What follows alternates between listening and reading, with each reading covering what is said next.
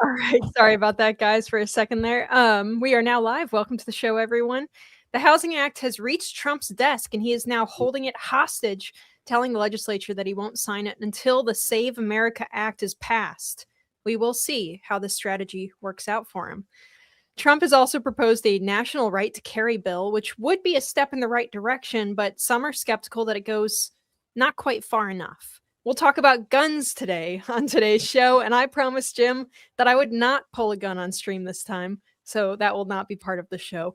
But the countdown to 250 this week brings us to the last days leading up to the Declaration of Independence. What was the mood today, June 25th in 1776? And for Unhinged, New York City is at it again with some really dangerous people, I think, winning Democrat primaries. We are going to look at their positions on the issues on that matter. It's bad. All of this in episode 542 of the In the Tank podcast.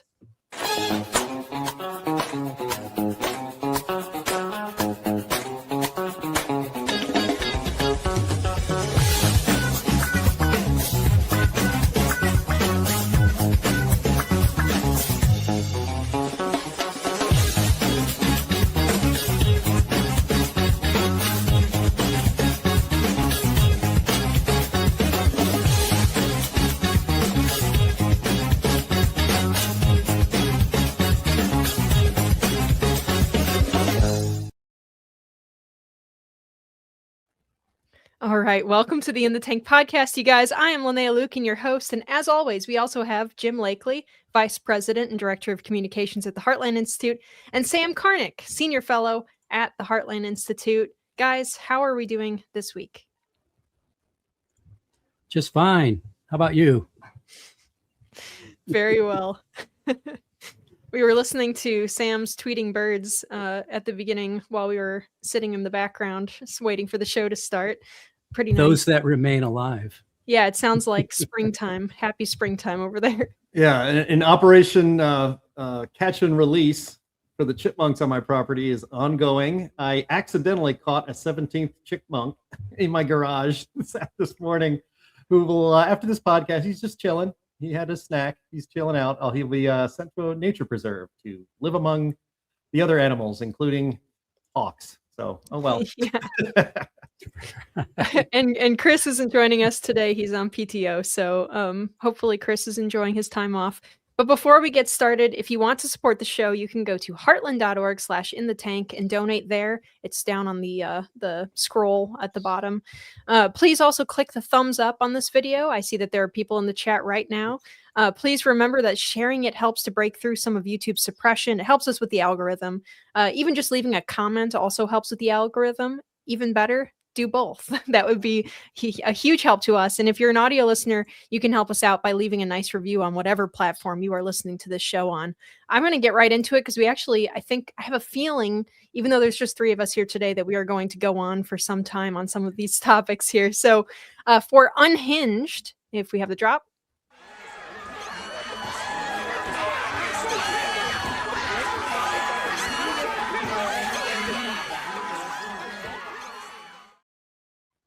All right, this is not so good. So communists are apparently breeding like rats in New York City, and it's like the big kind that go into the sewers and come out at night and eat babies and stuff.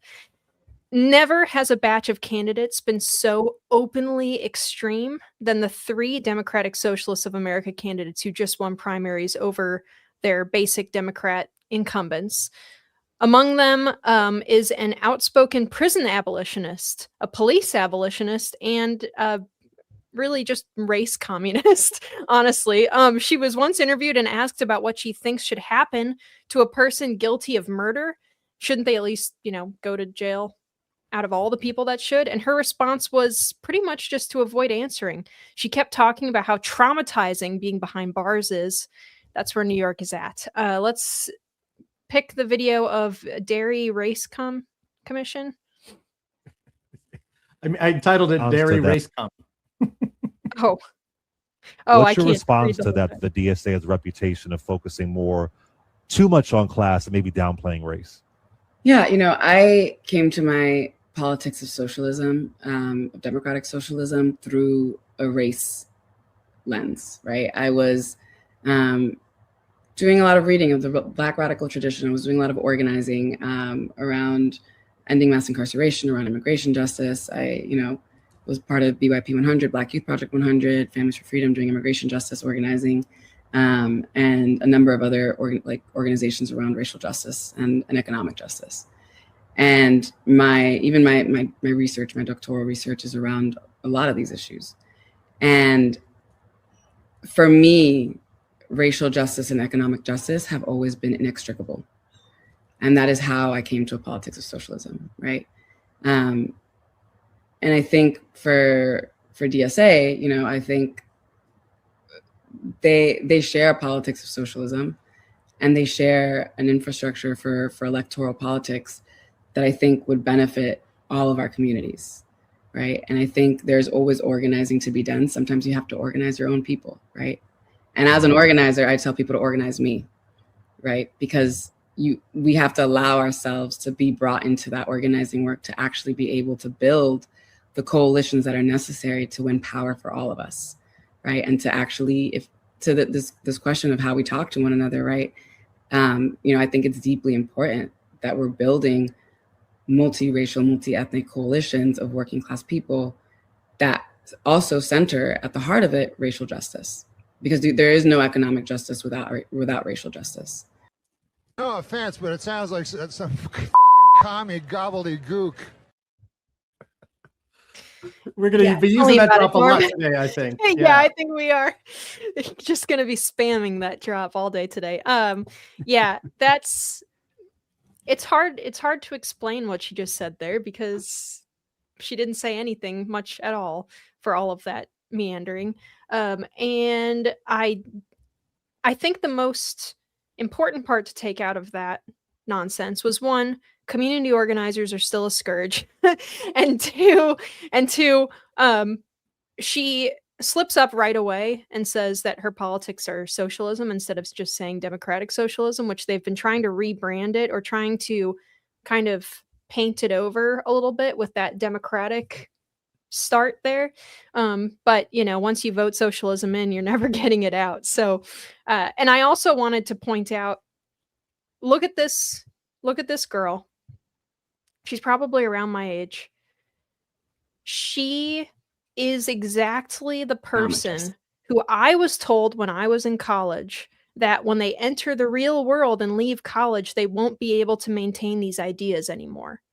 Look where we are now. There's 3 of them that are getting into New York's congressional districts. So I guess my camera is malfunctioning on everyone else's. It's probably because we have that background recording thing going, is my guess. But it looks fine on my end, so I'm not sure. Sorry about that to the viewers. But let's play, while I try to fix my camera here, let's play her immigration clip. Still ask about 2 tweets specifically because I think they are relevant to the race. The first is all deportation is wrong. Now, in Congress, obviously, that comes with a lot of questions about immigration enforcement. And even as Democrats might agree with calls that you have shared to things like abolish ICE, I don't know if they're necessarily there on things like all deportation is wrong. Is that something you still believe? That phrase, yes. I still believe that all deportations are wrong. And even if we're talking about illegal entry to the country or someone who may have committed a crime? So when we're talking about things like illegal entry, we're actually talking about administrative laws, right? We're not talking about criminal law. Let me concede the question of people who have not committed a crime, because I think that that's not really the question at hand. Like, if we're saying all deportation is wrong, though, that would seem to also include people who were convicted of breaking U.S. criminal law. Is the deportation of those people wrong? Yes, and the reason I say that is because we have a criminal system. It is imperfect, but it exists. And it is one that if we accept as the process by which we want to engage with these issues, right? The issues of harm, issues of criminality, or what have you, then we need to make sure that it is one that isn't also discriminatory on the basis of where people were born, right? To subject someone who has committed a crime to both a criminal system and then additionally to an immigration system that also detains them in the very same facilities that people who are convicted of criminal convictions are also held, right? And then deported and ripped away from everything they know and love. That is also punishment. And that is punishment not on the basis of the crime they committed, because they already served their time when they were processed through the criminal system. It is double punishment. And if we truly believe that double jeopardy is something that is unconstitutional, something that is unethical, something that is against the principles of equality in this country, we cannot subject people to that on the basis of where they were born. No offense, but it sounds like some fucking commie gobbledygook. Yeah. I'm gonna keep All right. it. I can't help it.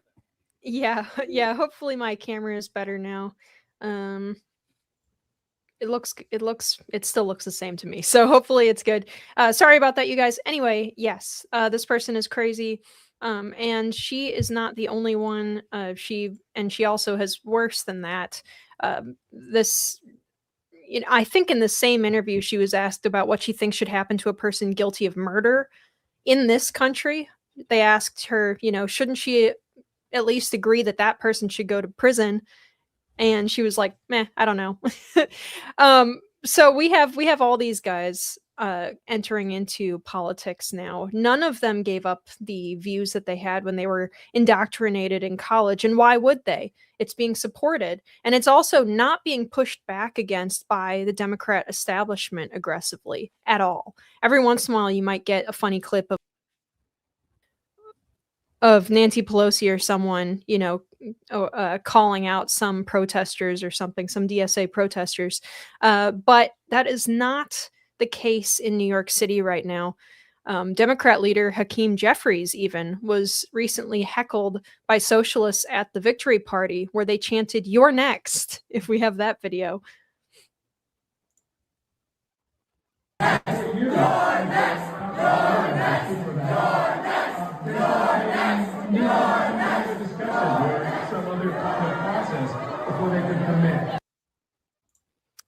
Yeah, we're in trouble. We see this.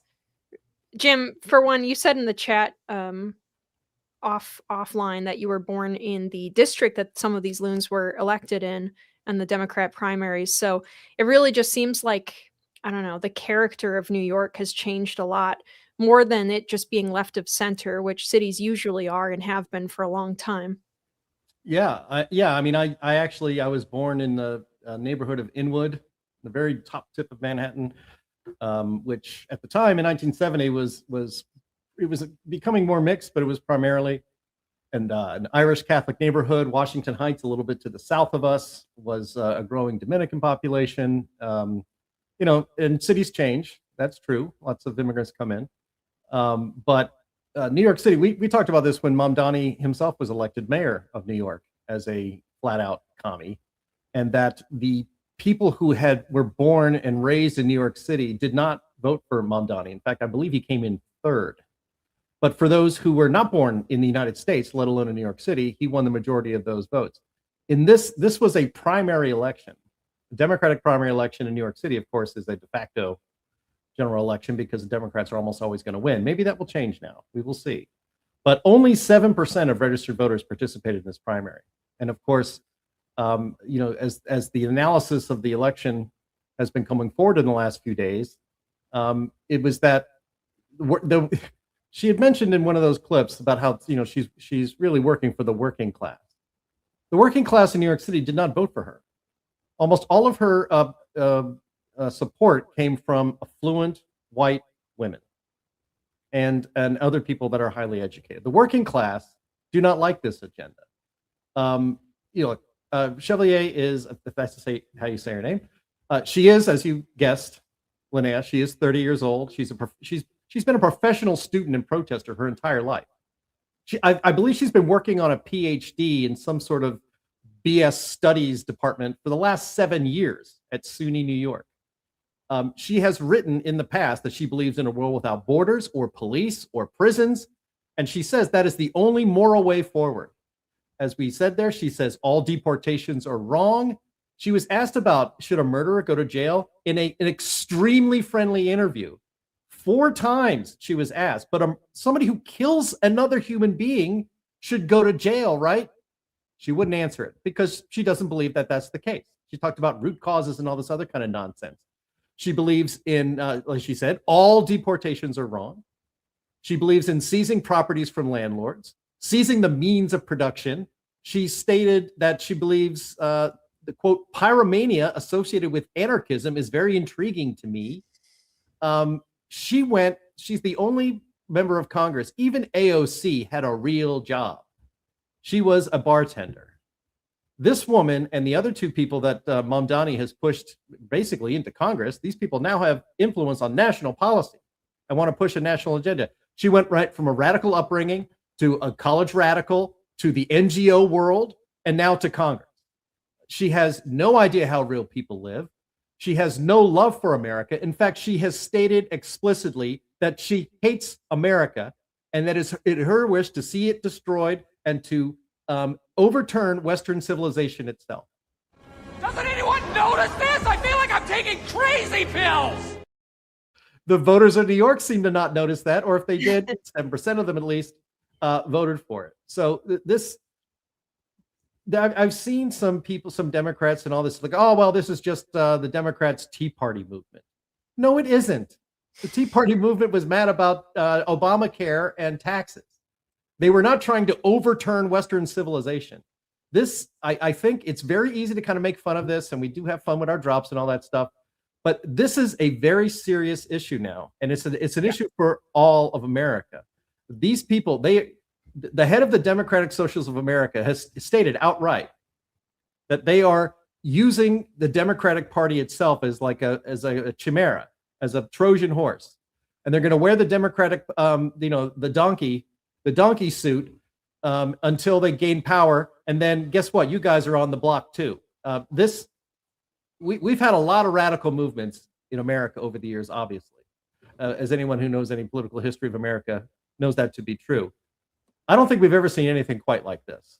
This is, I don't want to say scary, but the Democratic Party is in big trouble. The Republican Party wasn't in big trouble because grandma and grandpa showed up at a town hall to heckle Arlen Specter.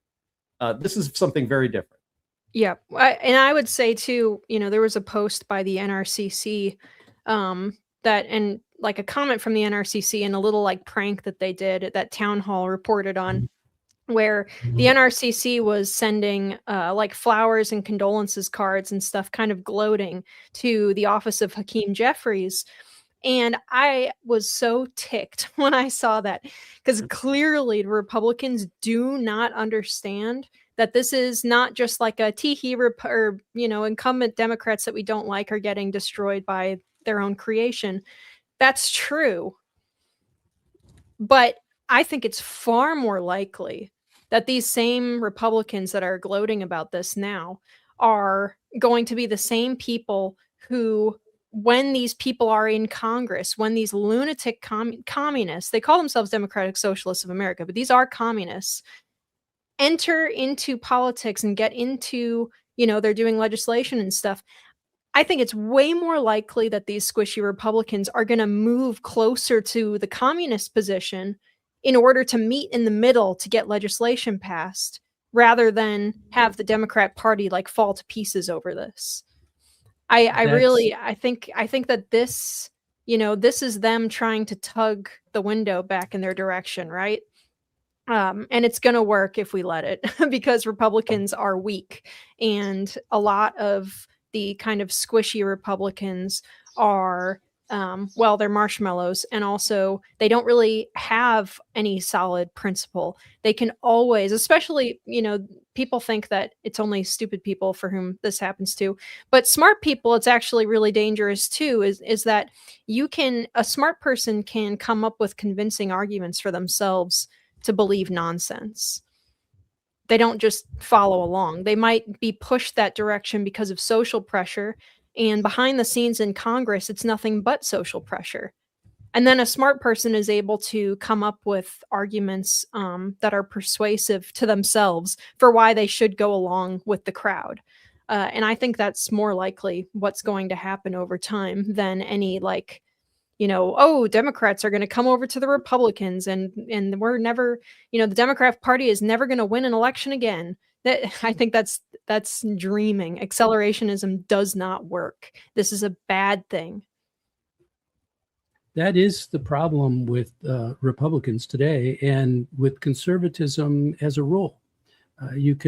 They're all about processes and saying, well, if we fix this process, then everything will be okay because people will see the truth and they'll vote for what's good and so forth. And judges will make better decisions.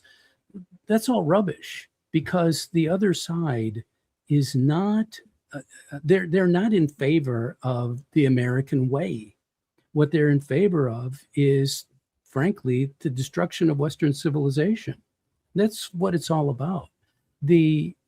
America has, in the past, say, 2 or 3 decades, become pretty much the only redoubt of Western civilization that remains.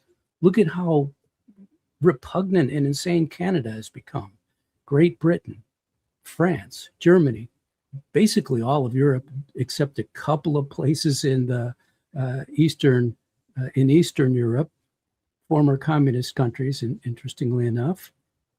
America is what remains of Western civilization.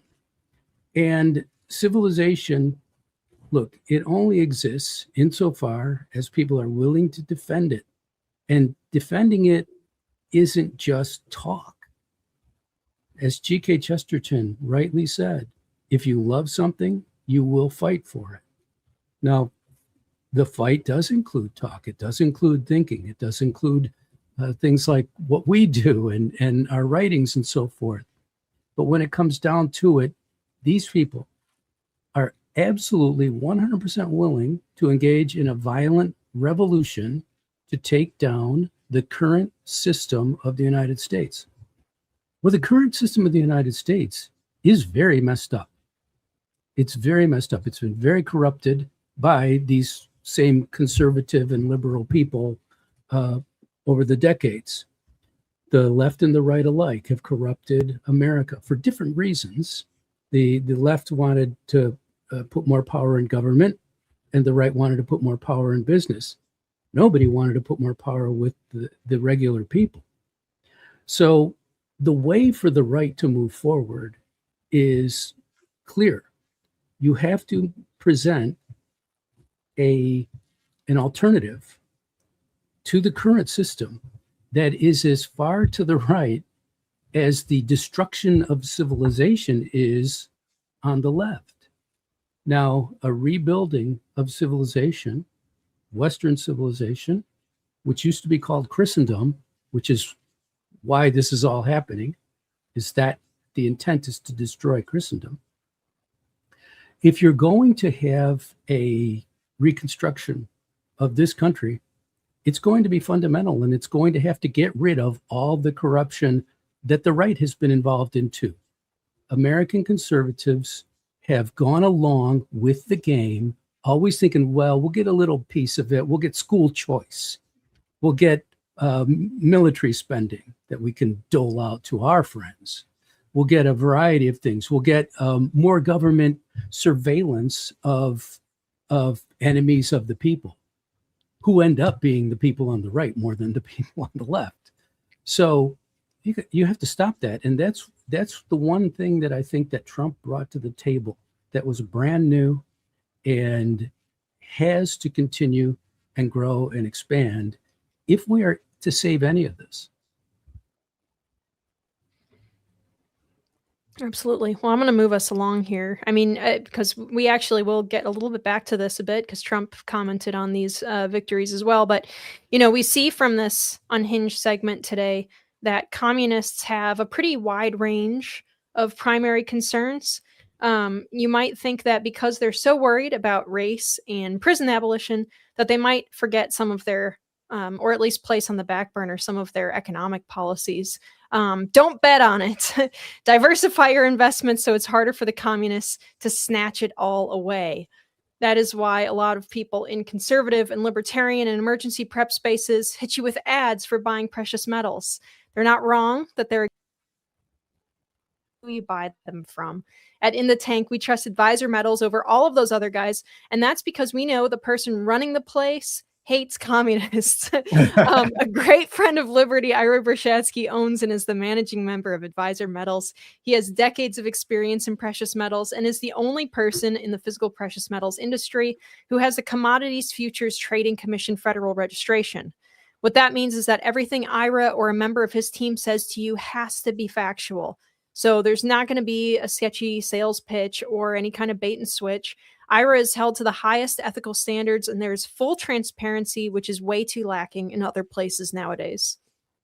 If you want to diversify your investment portfolio and your savings, if you are planning for retirement and are concerned about economic uncertainty, if you want a tangible asset that is easy to buy and sell, you can secure your assets with a wide range of physical precious metals by getting in touch with our friend Ira at Advisor Metals. Ira is going to make it very easy for you. Please visit climaterealismshow.com/metals and you can leave your information for Ira and get started with investing in precious metals and expand your current portfolio. Go to climaterealismshow.com/metals. And when you talk to Ira, make sure you let him know that we are the ones who sent you.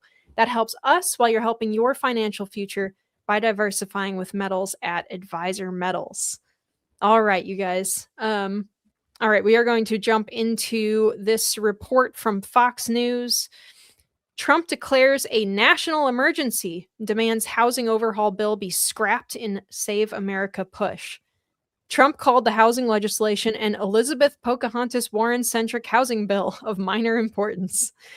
President Donald Trump announced a last-minute cancellation of the signing of the 21st Century Road to Housing Act on Wednesday, issuing an ultimatum to get the SAVE Act passed.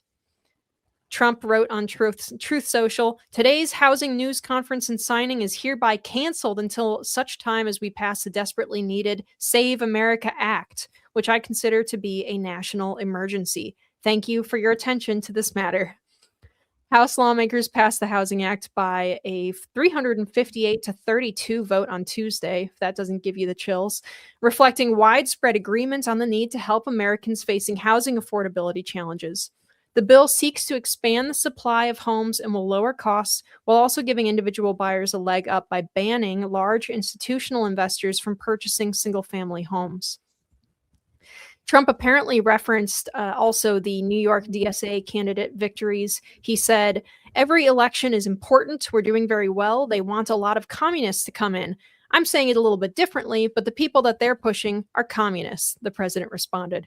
He also went on to say, this country is not going to have communists. I love that. Thank you, Trump. Anyway, I think the last time that we talked about the Housing Act, we weren't entirely sure that it was such a good idea. Banning companies from buying houses probably wouldn't have like a super massive impact on local pricing, depending on where you are, I guess. But Sam, I mean, he's putting it aside and kind of treating it as like a hostage situation. But should Trump be signing that housing bill at all? I mean, there is some good stuff in it, like loosening up some regulations about factory-built homes, updating zoning policies, that kind of thing, which we would typically be in favor of in some form. But what do we have here? Well, I'd be in favor of those elements of it if they were actually real, but they're not. They're just recommendations. And the states will ignore them. They all will, because there's more power in that for them to have power over who can build a house where. I mean, that's why this all happens. And so what's going on here is that this is frankly, it is a bad bill. It really is. On net, I think it will reduce the supply of housing. When you reduce the supply of something, you raise the price of it. If the demand stays the same, as it certainly is going to with housing, or increase. So we have to increase the supply of housing, and you don't do that by telling people, well, you can't invest in housing. So the central negative part of the bill is that, although there are many, but the central one is the ban on big companies buying houses. They should be able to buy houses. That will make them want to make more houses because there's money in it. This is very simple Econ 101 stuff. And so the bill is a bad bill. And the really ironic thing is that what has caused the affordability crisis in the first place is the very election system we have at present. It was that created the big spending of 2021 through 2024. Figure out what those dates mean, and I think you'll understand what I'm talking about, the connection to the election system. But so you have a system where, frankly, there are many, many states that can simply do whatever they want and have been doing whatever they want, and we don't have elections that we can really consider valid. And so you have these states where you're creating a different legislature from what the people really believe in and are voting for. So that legislature is much farther left. They spend much more money. Was Joe Biden really elected president? So we're told. He got 80 million plus votes, which is simply an impossibility. But you put all that together, and what you get is the years 2021 through 2020, beginning of 2023, really, because you got a Republican Congress in 2023 and 2024, and they held the line on spending. Now, they didn't particularly brilliantly hold the line on spending, but they did because they and the president couldn't come to any agreements. Yay. When government can't come to agreements, that's a good thing because things don't happen. Unfortunately, we have so much bad right now that you have to come to agreements in order to get rid of it.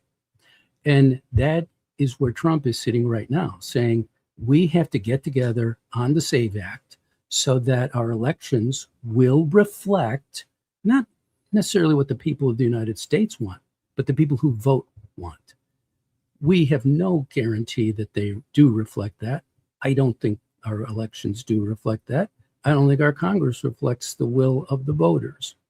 But we certainly can find out by passing the SAVE Act. It certainly does no harm to have the SAVE Act. Nothing. So if you pass the SAVE Act, you will get a cap on the kind of outrageous spending that's been going on for decades. Because what the Congress people and the people in the administration will be able to get from the public will be capped by reality, the reality of what people are willing to vote for and willing to tolerate. So that would solve the affordability crisis immediately. Because if you lower government spending, you lower inflation. If you lower inflation, and this is something people need to be well aware of, if you lower inflation, you lower interest rates. You lower the nominal interest rate, what number you pay, because you're lowering the inflation part of it. So if inflation is 4%, the interest rate has got to be 6.5%, 7%. If inflation is 2%, you knock off 2 points off of that. If it's 0%, you knock off 4 points off of that. And that also makes it easier to finance the government. So you're spending less because you're spending less on interest on the federal debt. So you put all this together. I'll sum it up. The SAVE Act would be a fantastic way of solving the affordability crisis. The Road to Housing Act is a terrible thing that would suppress building and would increase regulation overall and wouldn't do the things that we're being told it would do. So the SAVE Act is the one that you want if you really care about affordability, if you really care about how much housing costs. That's the one we have to have. So I hope this was a plan by Trump from the start. I'll use that Road to Housing Act. I'll let them do that, and then bam, use it prove that to they'll vote for something together, and then Yeah, right. That's and then kind of just perfect. yank the rug out from under them. Yeah, I mean, Trump said that lower interest rates, which the Fed seemed to always want to do under Biden, but not under Trump. That's kind of weird, right? Wouldn't be partisan at all. But he said lowering interest rates would do more good than this bill, and he's probably right about that. I don't care about this housing bill. I didn't even know it had passed. I didn't follow it very, very closely. Don't care. The only bill that matters is the SAVE Act, period. And the election in New York City actually is just the latest reminder of why secure elections matter. Trump, to his credit, is using the leverage that he has. Would Republicans be punished at the polls if Trump doesn't sign this bill? Maybe. I don't know. Will the Republicans be punished at the polls if the Save America Act doesn't pass? Yes. And not just because Republican voters would be mad, because not even Republicans, 71% of Democrats support the stuff that's in the Save America Act. But Republicans would be in big trouble at the polls because widespread election rules that make stealing elections a lot easier would still be in place. In fact, if you wanted to design election rules in order to facilitate theft, you would have exactly the election rules we have in mostly blue states in this country. This whole every week. I mean, Trump went to the Wednesday luncheon for the Senate. The Senate caucuses, each of the caucuses usually has a luncheon on Wednesdays. It's tradition. It's been around a long time. I remember that from when I was covering the Hill. He went there and basically read on the Riot Act on the SAVE Act. And I am sick and tired of every single week having John Thune or some other Republican say, we just can't get it done. We don't have the votes to overturn the filibuster. We know that's going to happen at the moment Democrats, and it will happen one day, Democrats retake the Senate. They're going to get rid of the filibuster, and they're going to start cramming through all of these radical ideas that nobody supports. We're talking about a bill that has, I think, 84% support or 90% support in the Republican registered Republicans, and plus 70% or more among Democrats. And they will not do what it takes to pass it. I am old enough to remember when Obamacare was shoved down our throats using legislative tricks and a parliamentarian who didn't care, I think literally on Christmas Eve, by Harry Reid.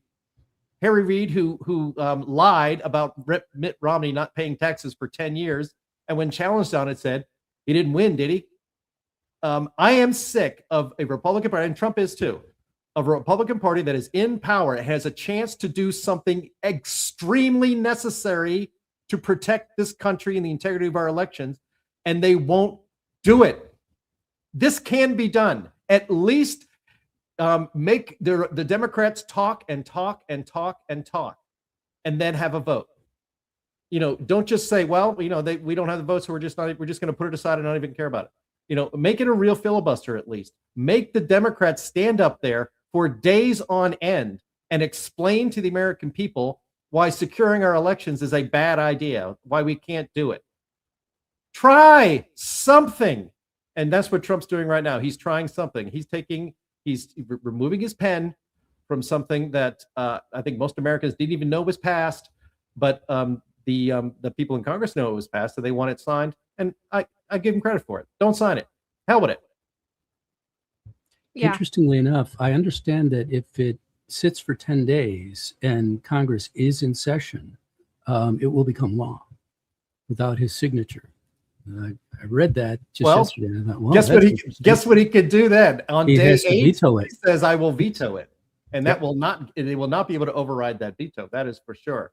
Yeah, they just started a countdown. This Senate has remained in pro forma session where they have one senator come in, bang the gavel, look around, bang it out. And as long as they do that for like 5 seconds every day, the Senate is still in session, and Trump has not been able to get recess appointments when his regular appointments have been stymied in the Senate. So this Senate has never cooperated with Trump. So I don't blame him for playing hardball with him, to be honest. And what the SAVE Act is really about, remember what this is. It's saving the remnants of Western civilization. That's really what it's all about. This isn't funny stuff. I mean, look at what happened in New York this week. That's really obviously kind of mind-blowing.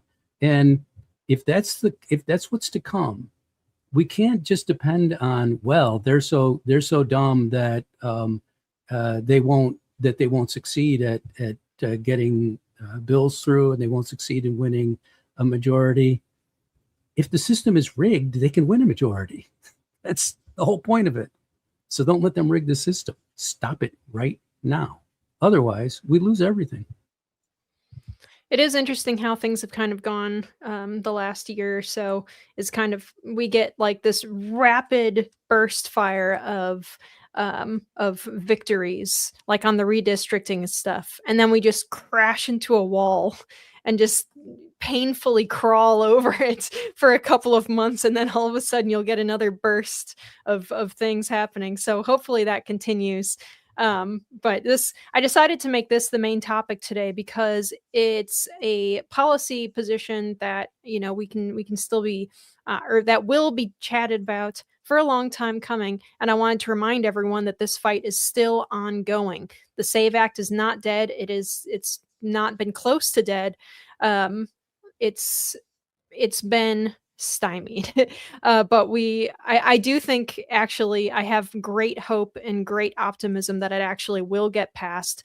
This situation with the Housing Act, I think, is very embarrassing for our legislators. You know, Trump just kind of turned the mirror around on them and said, look, obviously, we're not so divided that you can't pass something. You know, you put a bill on my desk that got almost unanimous support. I think only 50 or 30 or something people didn't sign it. So let's go. What's going on here? Especially towards Republicans. So, but all right, this is another good thing that Trump is up to: national right to carry. This is a topic that is very dear to me. I currently live in what is called a constitutional carry state. They passed that in 2024. Way too late, if you ask me, but Republicans are often a little slow on the uptake in places like South Carolina. I don't know why. But for those non-American viewers of ours, constitutional carry states don't require you to get a permit to concealed or open carry a firearm.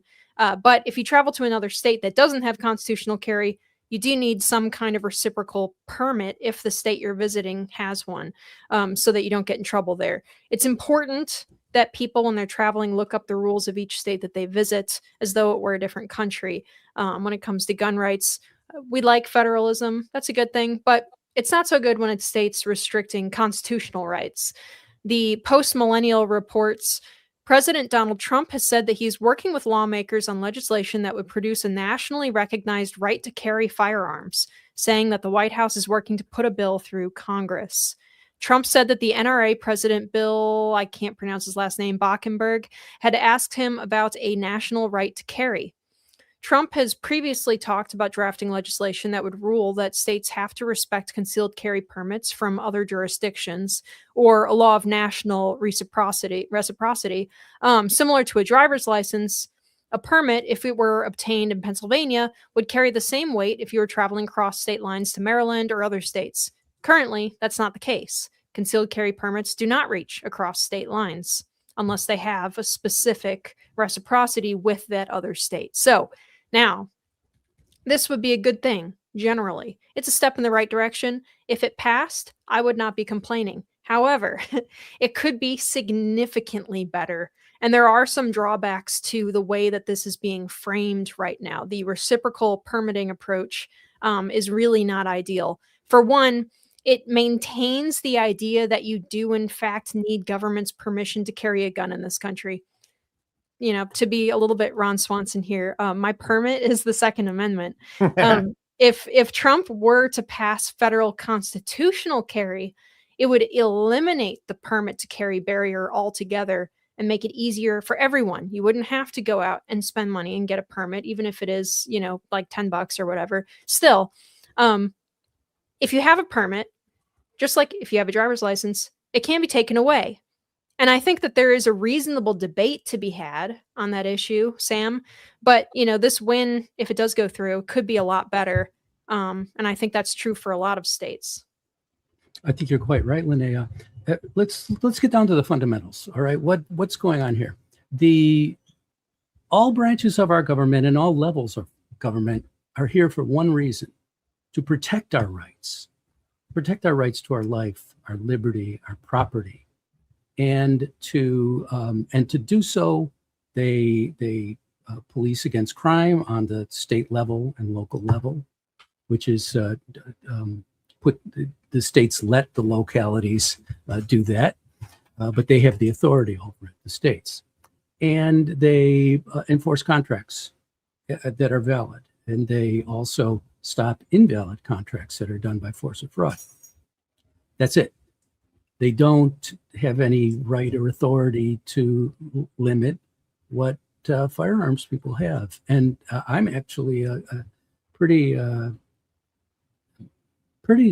100% about it, that they just have no right whatsoever. So the states are supposed to protect our right to own a gun. So nobody could come and the local sheriff can't come and take away your gun, or some vigilante group of neighbors can't come and take away your guns. They can't do that. The state is supposed to protect that. If the locals fail to do that, then the state has to do it. If the state doesn't do it, which has been rampant across our country and still is, then the federal government is supposed to do that. As you say, a national constitutional carry would simply be stating that, oh, by the way, here's what the Constitution, including the Bill of Rights, says. And that's the law of the land, folks. Get used to it, because we, on the federal level, are going to enforce it if the states don't. And why are we going to do that? Because it's our job. So that is the way it should be. Now, having a more conservative approach where you say, well, we'll have a rule where if one state has a concealed carry, the other state has to accept it for that person. As you're right, as you said, Linnea, and you're 100% right, your concealed carry right is embedded in your existence as a human being. That's where it comes from. Now, you can forfeit that right. You can forfeit it by being a felon and the like. But if you haven't actively forfeited that right through due process, and that's been determined through due process, you have that right. So you're absolutely correct to say that we should have a full on 100%. The federal government will protect that right. This is a reasonable step toward it. I'm not sure that it's such a bad way of framing it, because you knock down the notion that states have a right to prevent anyone who's just on their land from having a handgun, or a firearm of any sort. That's ridiculous, wrong, unconstitutional, immoral, and outrageous. So let's get rid of that, and then maybe we can move on to the bigger picture. Yeah, I certainly am not the kind of person who is, going to stomp my feet at the good in pursuit of the perfect here, especially on bills like this that I think are very important. California or Illinois or New York or whatever should not get to tell you, no, you have to disarm at our border. When it's a federal, like, constitutional right. Absolutely not. So, but I definitely, I know some people in the Second Amendment space, and who are activists, or who are people who work, who are quite a bit more extreme than the NRA on these issues. And I don't think they're wrong. I think the NRA is super squishy on pretty much everything. They're really more like a firearm producers lobby, right, rather than right. a rights protecting lobby. They'll protect your rights up to the point where they're just banning guns, because that would hurt the manufacturers, right? But they really, like, NRA has been involved in getting things banning, like, suppressors and stuff passed. So they're really not our friend on a lot of these issues. But I think they're correct, and Trump is correct in pursuing this angle, probably, in terms of actually getting something passed and getting your foot on the door with what would functionally be basically national permitting for, for concealed carry or open carry, would be a really, really good step. And I'm not going to complain about it. But yeah, no, I've just seen the arguments online already, on different, like, firearms blogs and on X and stuff, from people who, devote their lives to these issues, trying to get, constitutional carry federally. And they're very angry about this. And I'm half worried that people like that will burn down our chance to make good progress just because they're so upset that they didn't get everything they wanted in one bill. Does that sound familiar, Jim? The genius of libertarianism. Have we heard of things like that before? Yeah. Wow. Crazy. So every time this kind of discussion comes up, and I just love I love the phrasing. It's a rare moment of conservative or Republican communication expertise by calling it constitutional carry. I mean, that's one of the greatest phrases for our side of an issue in a long time. And another term that was good for the other side is the sanctuary cities things. And every time so we have sanctuary cities for illegal immigrants, and that's just been fine for decades. There's been almost no pushback on that in a legal sense, in an electoral sense. Chicago's famous for it. They even give sanctuary to violent, illegal immigrant criminals. They don't tell ICE that we have this criminal in custody who's also an illegal alien. Well, I'm not going to tell ICE. In fact, we're going to release him on no or low bail so he can go commit more crimes, to an unwitting public. I've always wanted cities, especially in blue states where I live here in Illinois, to set up Second Amendment sanctuary cities or counties that the draconian and, in my opinion, if you're a county commissioner, unconstitutional gun laws in Illinois, we are going to recognize the Second Amendment right to keep and bear arms. And so we will be a Second Amendment sanctuary city. So if you are a happy gun owner, come on in, move into our place. I would love to see that. We'll never see it, but that's what I always think of with I think about the stupid sanctuary cities, and that we need Second Amendment sanctuary cities, and maybe, constitutional carry is a great way, I think, to eventually get there. Because look, there's more guns than adults in this country, I believe.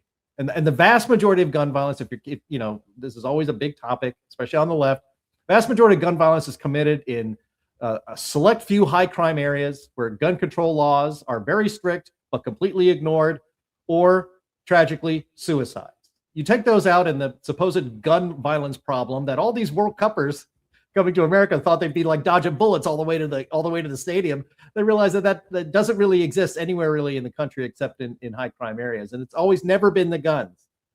But if you want to ban guns, let's see if this country is up for repealing the Second Amendment.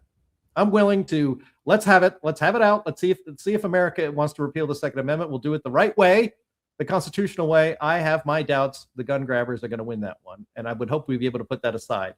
We're going to have a conversation very soon here about the founding generation. They put the Second Amendment number 2 in the Bill of Rights for a very good reason. It is not for hunting deer. It is to give the people at least some personal power over government oppression. That sounds radical and crazy, but that's the reason the Second Amendment was put in there. They did not want an unarmed populace completely at the mercy of what government always becomes, which is tyrannical. Period. It does. Even in the system they set up, they were afraid of a tyranny coming in and a government using the force of their arms, which they have a right to have. They wanted at least the threat of a counter to that from the people.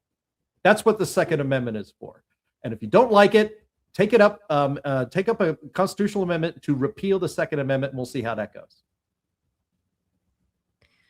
Absolutely. No, that's it. And I'm glad that you attempted to transition us to countdown to 250 here, Jim. However, I am going to swerve your your attempt there because I do want to make one other point about this, and that's that in reminiscing about when this was passed in South Carolina, when constitutional was passed in South Carolina, I went to Reddit to look up the I wanted to see what the mood was on Reddit, as they say, when this passed in 2024. And just as I suspected, it was a whole lot of doom and gloom. We are all going to die. Gun crime is about to spike immensely. And then there's all these leftists who are saying, you guys, we have to make sure that we arm ourselves and that we practice with guns too. And if we concealed carry, the Republicans are going to want to repeal this because they don't want us concealed carrying. It's like, no, nobody cares. I mean, I guess if you're unstable and you kill someone, then you'll probably just go to jail. It's really not something that we're trying to get past you. You know, it's not like this is a Republicans are allowed to concealed carry anywhere they want, but Democrats are not allowed to, but I digress. The idea though that like gun crime spikes when constitutional carry is passed, it's obviously not true. Maine has constitutional carry, and Rhode Island, New Hampshire does too, I think. Those states are hardly at the top of the list for gun crime in this country.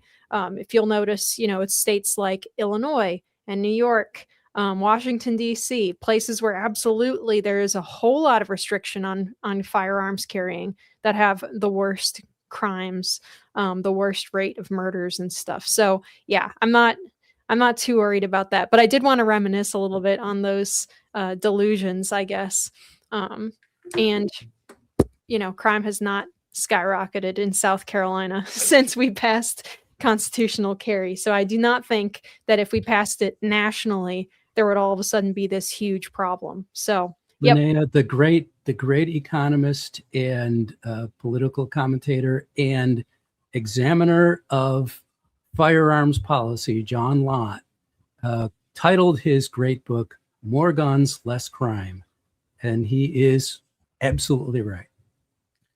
Just real quick, Linnea, the way you framed that, well, how would you like it if a bunch of liberal Democrats were walking around with concealed firearms? Like, fine, knock yourself out. And that actually exposes really. What's your point? Yeah. Yeah, I know, but it exposes a fundamental difference in the way the left and the right recognize what rights actually are. Rights, and frankly, the worst of them are running around with guns right now, shooting at people. Yeah, shooting at ICE. They just got huge convictions on Antifa people shooting at cops at an ICE facility. But the right believes in the Constitution and our constitutional rights, as you said, Sam, is to protect the people from the government, from government abuse. The purpose of government is to protect our inherent God-given rights, including the right to bear arms and the right to free speech and all of that.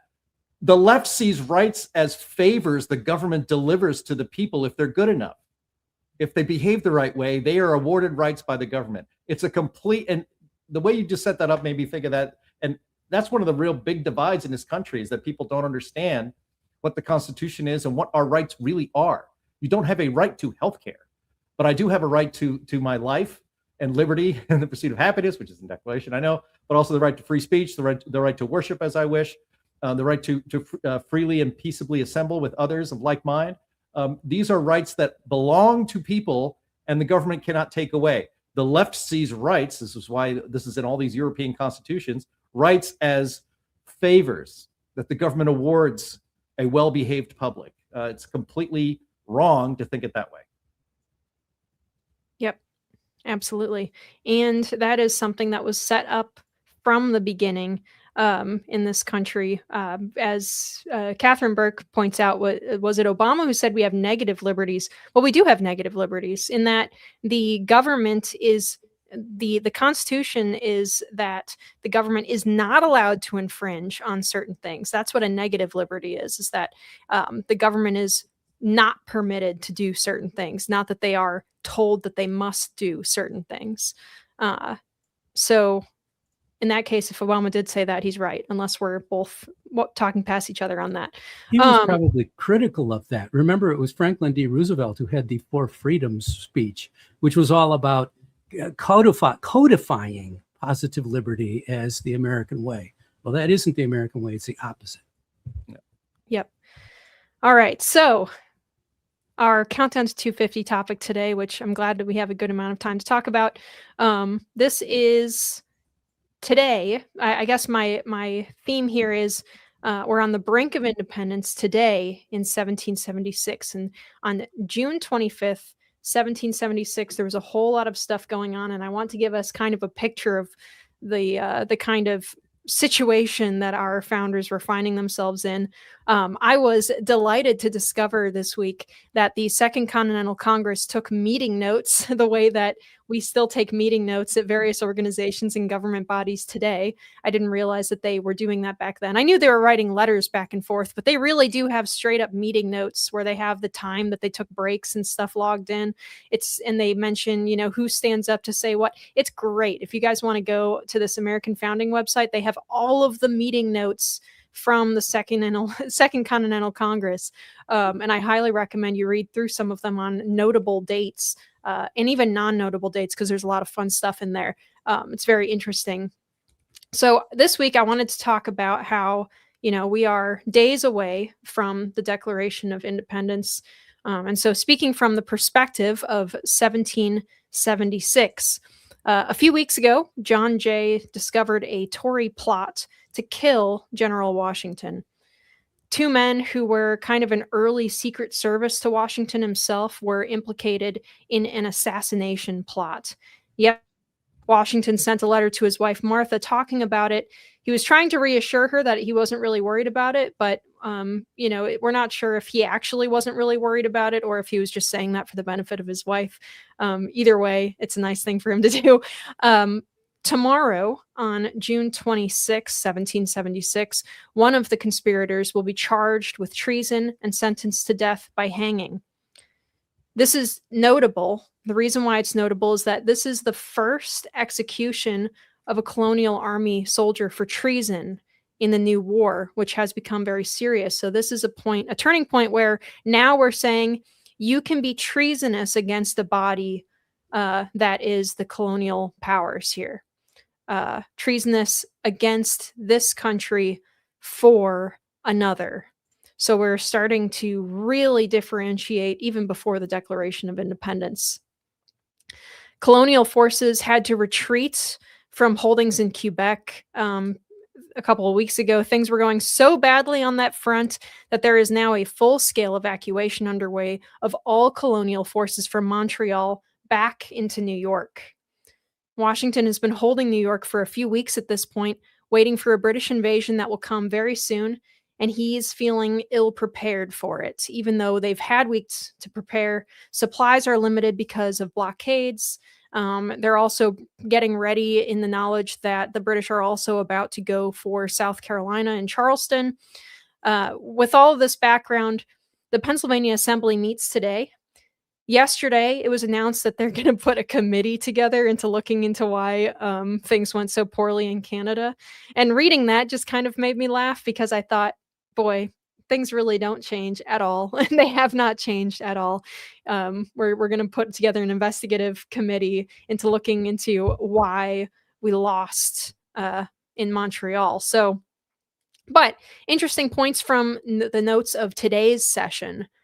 There is a letter from General Washington of the 23 with sundry letters from Major General Schuyler, I can't say it, Brigadier General Sullivan, Brigadier General Arnold, and others, which were read and referred to the Board of War and Ordnance.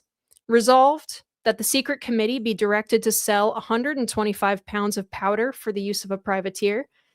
Resolved that the committee appointed to contract for making muskets and be directed to encourage the making of muskets.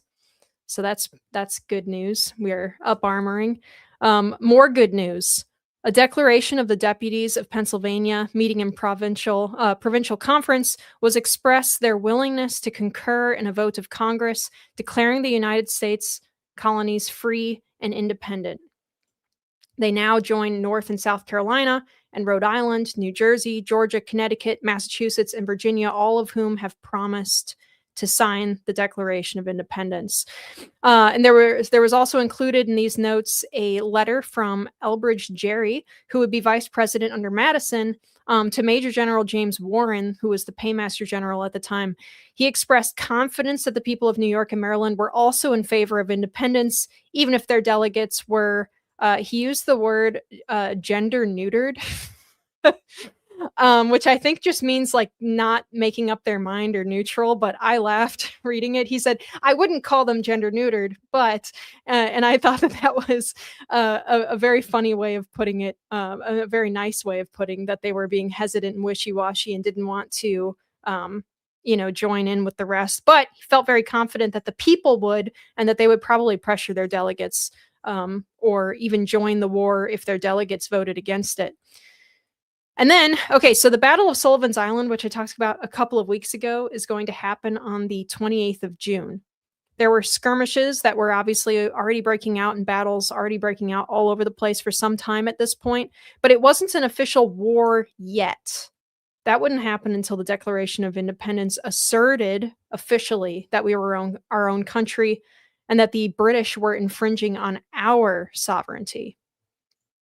So I wanted to give you guys that picture of what's going on today, 250 years ago, and all the context and everything. Everyone is crazy stressed out. They've tried to reach Britain with the Olive Branch petition, and it was smacked down or even just ignored completely. They are. I see the comments also think that the gender neutered thing is pretty funny. They know that this is it. They are gathering the different colonies and their representatives in a Continental Congress, which at the time was illegal.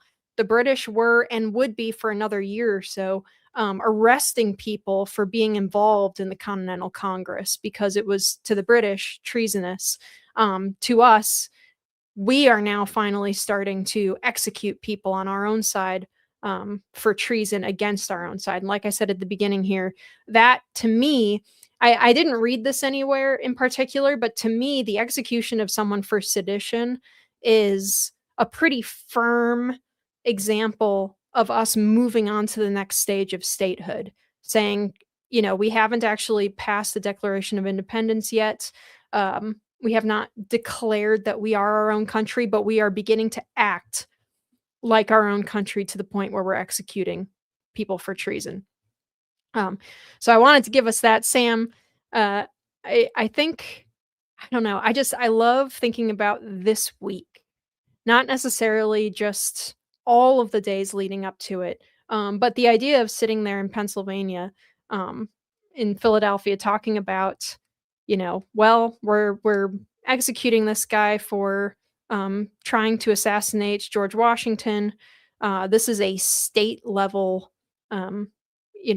kind of punishment that we're carrying out. It's not just taking British soldiers and holding them in prison camps and stuff until we can trade for our own people that are captured. This is a guy who's breaking the law of our new country that's not even established yet, trying to execute our leader. And so we're taking matters into our own hands on his punishment. And then also we are continuing to pay off privateers in ammunition that we're giving them so the privateers can go harass the British. We are building more muskets. We are getting ready for a prolonged war that we are certain is about to really blow up. And next week it will. It's fun to look back at this and get into some depth, as you've done here, and these documents very much do. Because these people were fighting for their rights as Englishmen and women. They were fighting for their rights as subjects of the king, and the king is supposed to protect their rights. That's what the Magna Carta established formally. And there was obviously a bad government there. There's no question about it. But the king and Parliament looked at it as, well, these colonists, they answer to us. They're under us. If we're doing it, and they wouldn't even conceive that they were doing a bad job.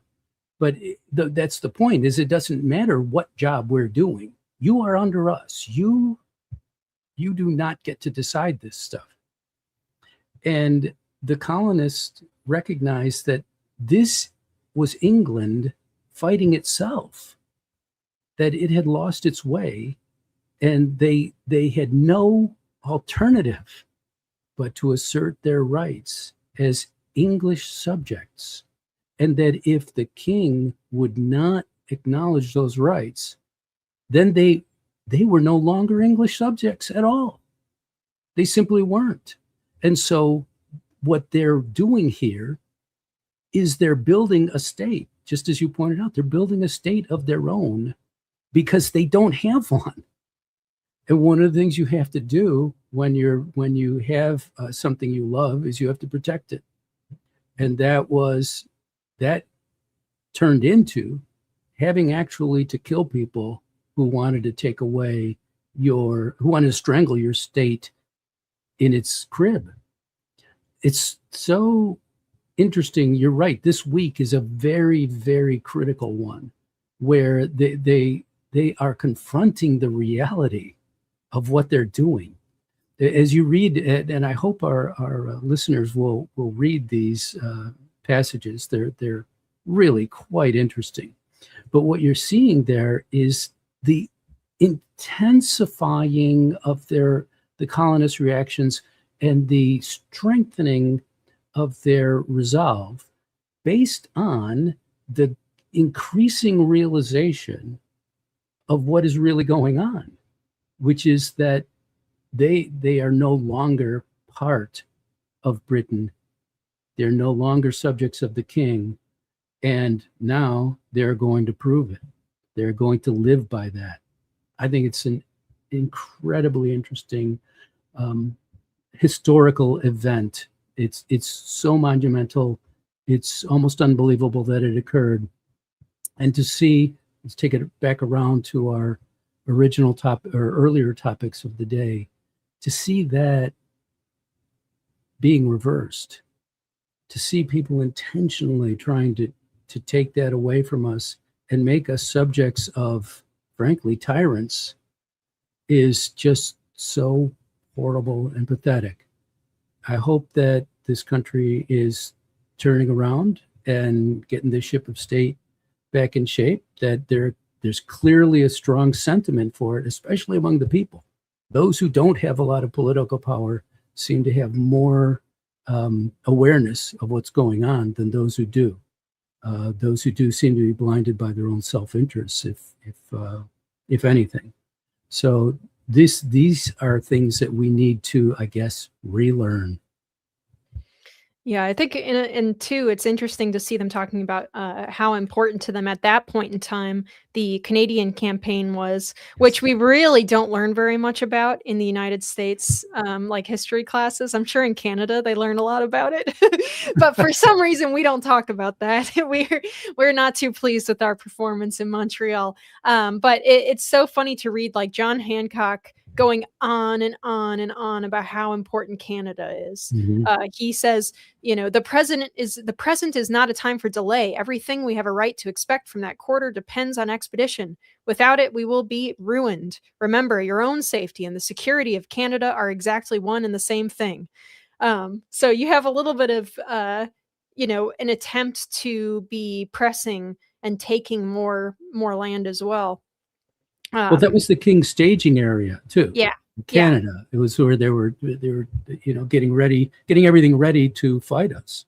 Yeah, and meanwhile, George Washington is sitting in New York, and they've been sitting there for weeks and weeks waiting because they just know that it's coming, and they know that as soon as that declaration is passed by the rest of the Congress, which they expect will happen, it's going to be on.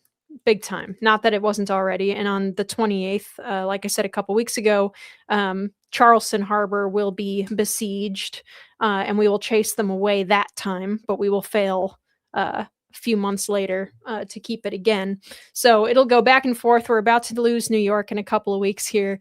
And that was a crushing blow to the Continental Army when it was first lost. I think pretty much everyone was one more ounce of bad news away from throwing in the towel and saying, well, how do we negotiate so that we're not all hanged, for this nightmare? But Providence prevailed and got Washington and a lot of other soldiers out of Manhattan before the British were able to stop them. So it was, the colonists were challenging the greatest empire of the time.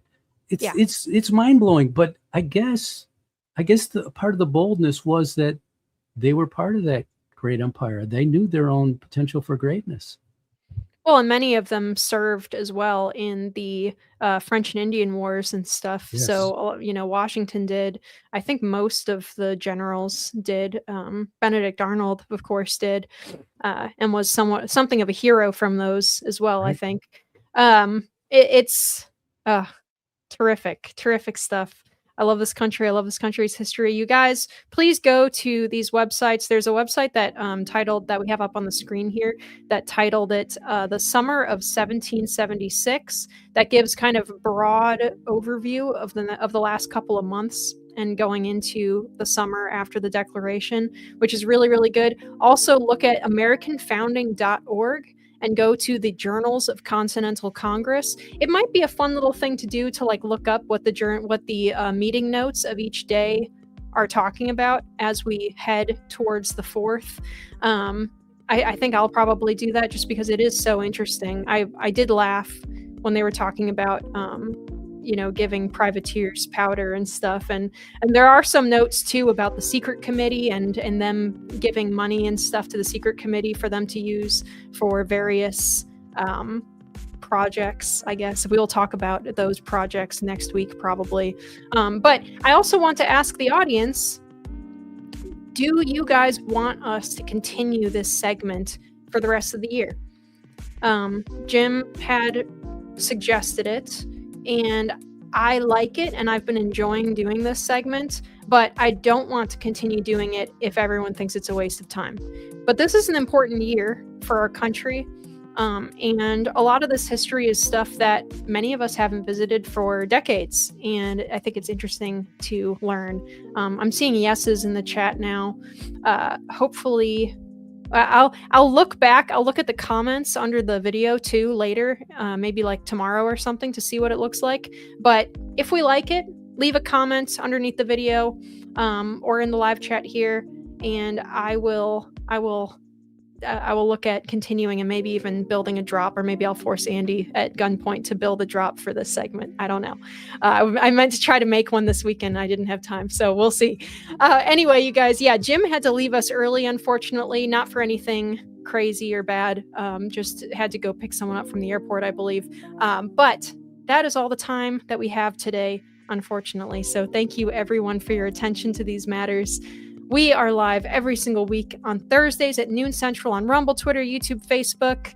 Jim is not here, so for Jim, I will say join us tomorrow at the same time for the Climate Realism Show. Same time, same channel on YouTube or Rumble, or look us up, Heartland Institute, on Twitter.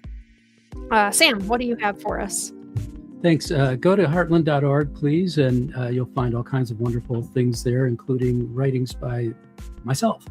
And also go to stkarnick.substack.com, and you can subscribe there and get these things as I write them. Yeah, please do. And Sam, you had a op-ed come out on one of the topics that we discussed today. Yes, I did an op-ed on the Housing Act and why the SAVE Act is more important and would be better for affordability than the Housing Act, which I think is probably a unique point of view on it. And that jumps off of my paper on affordability and in particular housing affordability. So it should be appearing somewhere shortly. I don't know just where just yet, but it'll be out there. So look on the Heartland website, and also look at stkarnick.substack.com, which is up there on the screen as well. And I'll run it as soon as it appears somewhere else, and I have the legal right to run it. They won't throw me and clap me in the darbies for it. Yeah, absolutely. To the stocks for all of us. All right. For audio listeners, please rate us well in whatever service you're using and leave a review. Thank you so much to all of our usual panelists, even the ones that were not here today or had to leave early, Jim. And also... No! God! And also thank you to our fellows in the background. That would be Andy Singer and also our friend Silas. We will see you all again next week.